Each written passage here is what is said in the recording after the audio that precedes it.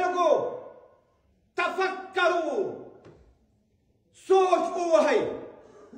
فکر ووهئ د الله د عذاب څخه د الله د قهر څخه د الله د جلال څخه وبېرېږئ کم کسان چې د الله د قهر د عذاب څخه بیریږي هغو ته وایي چې خپل په زخمو باندې دوا کښېږدئ د خپلو ګناهونو توبه وباسئ الله اکبر څه فرمایي په آخر کې وایي که چیرې د ځمکې په سر باندې هغه ویرېدونکي خلک چې د الله څخه بیریږي هغه نه وایي دا ماشومان چې د مور څخه شیدې روي دا نه وایي حیوانات نه وایي هغه سپین ږیري چې الله ته په سجده دي دا نه وایي اوس به په تاسې باندې عذاب رانازله سوی وایي لکن د حیواناتو د وجې نه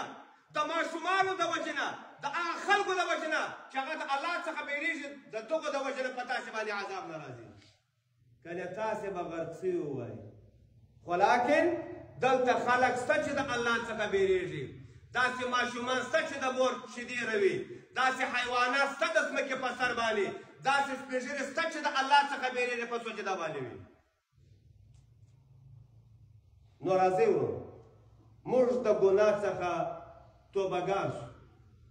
موږ باید ګناهونه ونه کړو موږ باید د ګناهو څخه لاس په سر شو ګناه زموږ سره مناسب نه ده ګناه زموږ سره وایي نه ځکه مخکې مې وفرمایل چې ذنوب دا جمع ده جمع د ذنب ده ذنب لکۍ ته وایي لکۍ ته هر هغه څوک چې لکې نه لري چې د هغه سره لیکې پیوند کې په والله بد خوند کوي او کوم شی چې لیکې لري چې پرې کې په والله بد خوند کوي زموږ سره خو ګناه بد خوند کوي دا ګناه داسې ده لکه انسان چې په ځان پسې لیکې وتړي مسلمانه ستا سره لیکې مناسبه نه ده ستا سره نیک کار مناسب دی ځکه چې اوس موږ دلته یو حیوان غوا پاک حیوان دی لیکې پرې کړه ګرد د خلک وایي چې د دې لیکې پرېږده بد خوند کوي د غوا یو ښکر وي یو نوي قیمت کموي یو غوښې وي یو غوښې نوي قیمت کموي لکن موږ انسانان